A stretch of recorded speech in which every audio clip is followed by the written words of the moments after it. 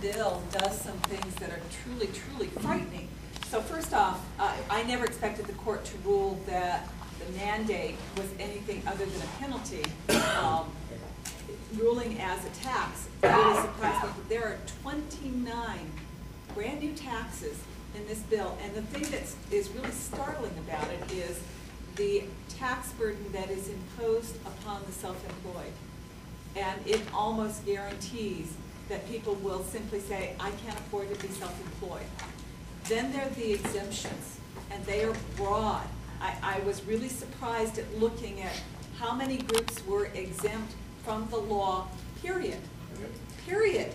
Including, I mean, and I know I'll spin some of you up, but yes, illegal immigrants are specifically excluded. Indian tribes are specifically excluded. Anybody under the poverty line is specifically excluded. And I mentioned that to somebody the other day, and they go, no, no, no, no, you didn't read this other section that says it's 4 times the poverty line.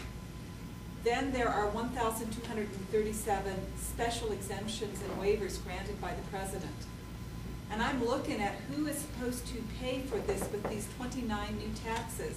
And what is happening is that the tax base is becoming so narrow, since part of the bill literally says that if you pay no taxes, then no harm, no foul, you don't participate in this. So only those people who are paying taxes are going to feel these taxes. And I just don't know how the numbers work. I don't know how the numbers work. I couldn't, no matter what I did, it doesn't work.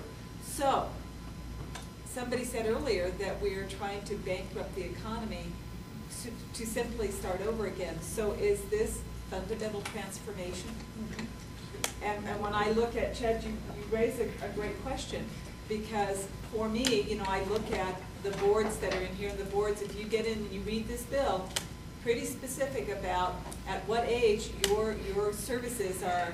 I mean, you may not be able to have the diagnostic care. And I am certain of that, having sat next to one of the people doing the data research on the cancer registries, specifically for this piece of legislation, so that the diagnostic tools are actually limited.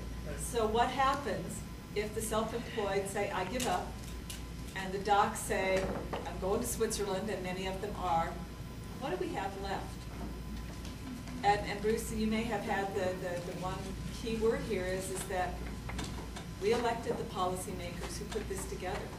Is that the only answer? And I will ask Chad, is there any other answer? Because I'm still going to stand here and tell you that I do not want to ever turn down someone who needs emergency aid at a hospital.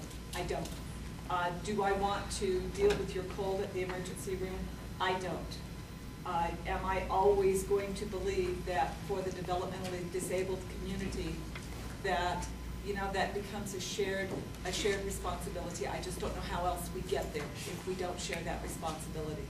I'm still there, but honey, there ain't no money. Okay, I'm going to count that as your turn.